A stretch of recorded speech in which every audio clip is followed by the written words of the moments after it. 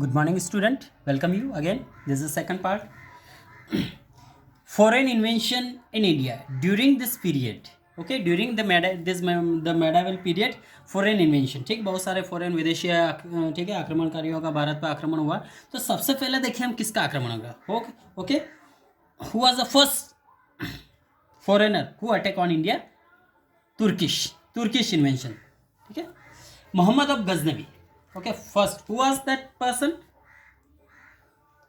Mahmud of Ghazni was the Sultan of Ghaznavi dynasty. Okay, Mahmud of Ghaznavi was the sultan of the Ghaznavi dynasty. Ghaznavi dynasty का सुल्तान था जो कि अफगानिस्तान में है.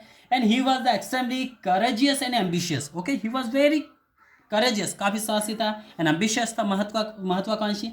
ही wanted to make a Ghazni rich and powerful. He was attract to the wealth of India. Okay, and he wanted make a Ghazni rich and powerful. वो चाहता था कि उसका गजनी बहुत ही पावरफुल बने. ठीक है, पावरफुल और रिच बने. So he was attracted to the wealth of India. And इसलिए वो भारत की जो संपदा है, पैसा है, उससे काफ़ी अट्रैक्ट हुआ. And he invented India 17th century in 1001 CE to 1025. ठीक है, उसने भारत पर आक्रमण किया 1001 टू 1025 CE. ओके, इस समय के दौरान उसने भारत पर आक्रमण किया. Okay, his target was wealthy temples again which the carried out the successful expedition. और उसके मोस्टली जो टारगेट्स हुआ करते थे वो वेल्थी टेम्पल हुआ करते थे. उस समय अक्सर लोग क्या जो है पैसा मंदिरों में काफ़ी दान किया करते थे, तो जो पैसा था वो मंदिरों में बहुत हुआ करता था. And he looted and destroy the rich temples.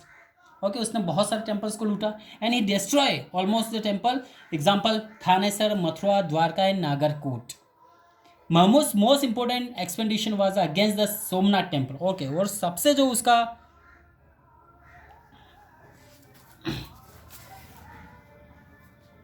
Expedition था वो था सोमनाथ टेम्पल. कौन सा था? Somnath temple.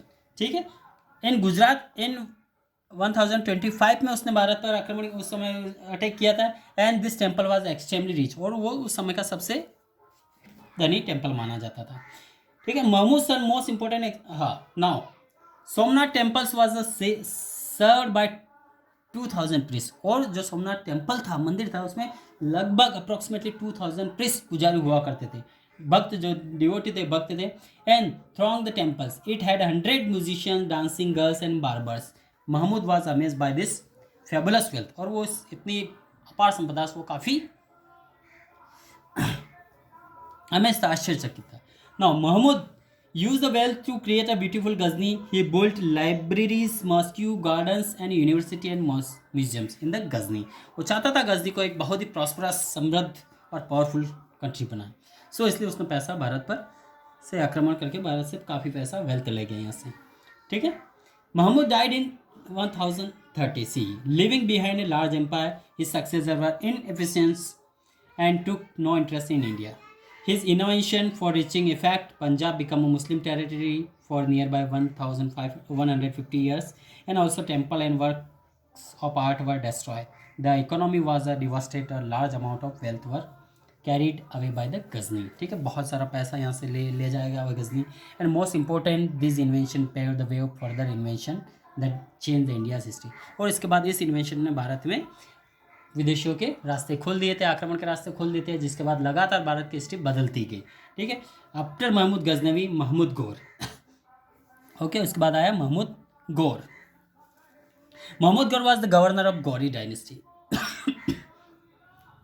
Okay, Mahmud Ghori was the governor of the Ghori dynasty and a provincial that laid near Ghazni. Ghazni के पास ही था. He conquer Ghazni in 1160. ठीक है, 1160 में इसने इसको जीत लिया था. He was also attract the wealth of India. वो भी भारत की जो वेल्थ है, पैसा से, धन से काफ़ी अट्रैक्ट हुआ. He conquered Punjab, Multan, Sindh and attack the Prithviraj Chauhan. ठीक है, और दिल्ली पर पृथ्वीराज चौहान का जब समय शासन था तो उसने दिल्ली पर भी अटैक किया. ठीक है, and the Rajput ruler of Delhi, the army confronted each other at the Tarain in 1191-92. ठीक है, महमूद गजनी का पृथ्वीराज चौहान के साथ 1191 और 92 में काफ़ी फियर्स बैटल हुआ. In this first battle of Tarain, Mohammad Ghori was defeated by the Prithviraj Chauhan and he was run away, he was fled from the battlefield. And once again in next year he come back with the full preparation, and once again fierce battle fought between the Mahmud Ghaznavi and Prithviraj Chauhan. In this battle, Prithviraj Chauhan was defeated by the Muhammad Ghori.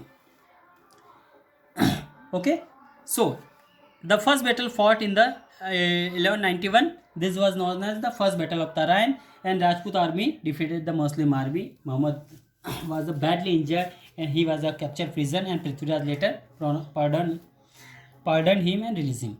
However, Muhammad Ghori come back with the next year to take a revenge of his defeated, and he with a full preparation, and two army met against to each other in 1192 in same field battle of Tarain. Second battle of Tarain was fought between 1192. See Muhammad come back with a large well occupied army and attack the Rajput army in the early hours of the morning. Okay, बहुत ही शुरुआत में सुबह सुबह उसने attack कर दिया without any give prior warning. He attack on the Rajput army and they were caught unaware, and the Rajput fought violently, but they were defeated and Prithviraj Chauhan was killed in this battle. Okay इस battle में पृथ्वीराज चौहान ऐसा माना जाता है कि मारे गए, कुछ बुक्स में लिखा जाता है, ठीक है, कहीं के उनको अरेस्ट करके वो अपने घर देश कंट्री ले गया था. The second battle of Tarain believe to be the most significant battle in the history. Okay, जो सेकंड बैटल हुआ था it was the most significant in the Indian history because आप this is Prithviraj Chauhan was the last Hindu ruler ruled over Delhi. After this defeated in India, Muslim ruler started ruled over Delhi because it opened the path for the conqueror into India, and Muhammad Ghori appointed Qutbuddin Aibak as he was his viceroy in India. Qutbuddin became the first Muslim Sultan of Delhi after the death of Muhammad Ghor. Okay, and established the Delhi Sultanate. Muhammad Ghor is the rightfully called the founder of the Muslim Empire in India.